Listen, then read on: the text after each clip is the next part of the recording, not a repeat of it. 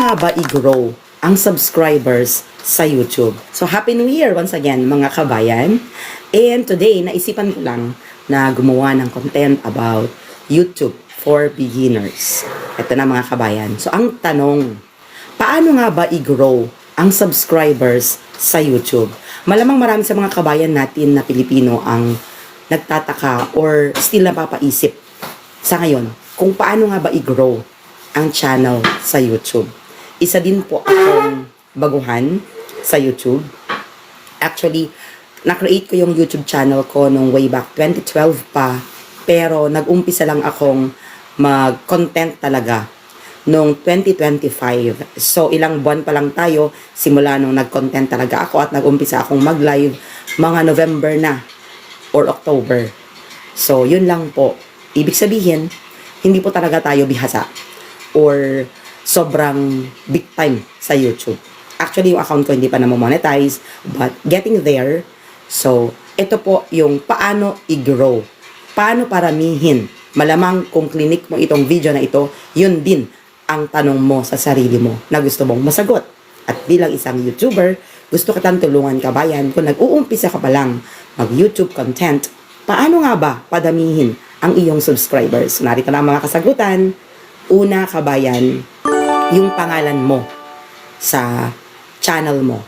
Kailangan kabayan nakapangalan yung channel mo doon sa plano mong gawing content. Ngayon, kung iisa lang yung niche na tinatawag or yung content, yung laman mismo ng lahat ng videos na balak mong gawin, kailangan kabayan doon nakafocus yung pangalan ng channel mo.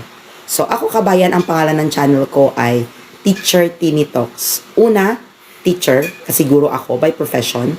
Then, Tini, kasi yun talaga yung name ko. Kinuha ko sa name ko yun. And Talks, kasi gusto ko talagang i-content yung pagsasalita ko at bibigay ko ng mga advice, tips, or payo sa ating mga kabayan, especially sa mga kabayang OFWs, former OFWs, kasi isa din po akong former OFWs. Kaya't sari-sari ang aking content at naka-playlist po ito. Ibig sabihin, talagang ang puhunan ko dito ay ang aking pagsasalita. So, yun kabayan. So, ikaw kabayan, ano ang content mo?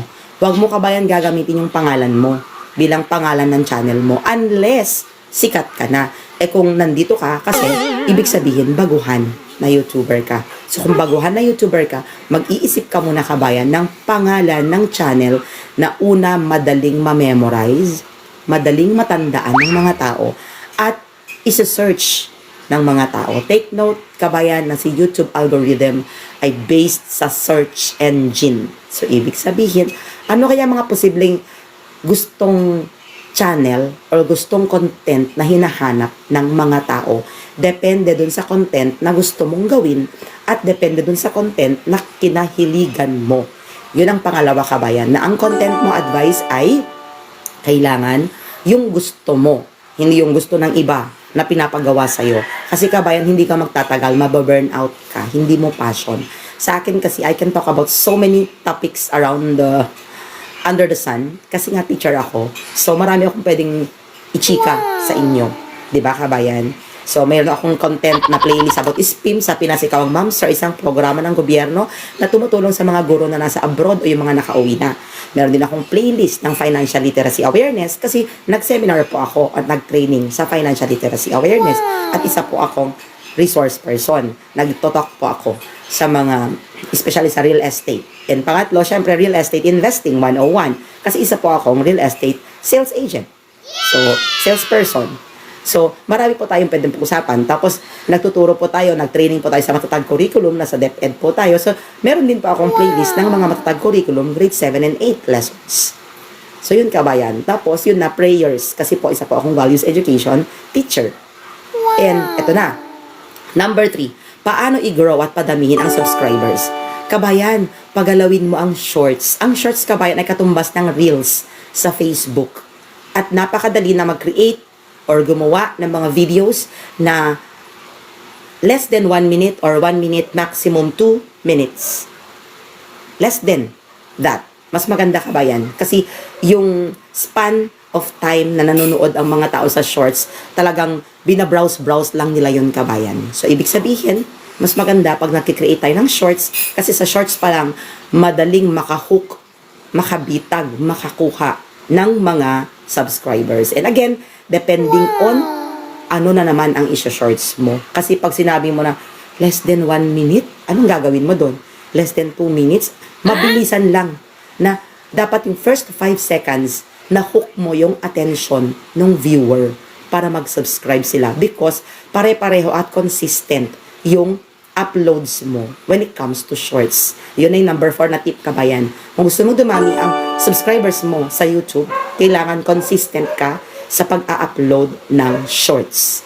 Kasi doon po dadami ang subscribers mo. At ako po, I am now on my 1,870 plus na subscribers in just a span of 2-3 months. Yun.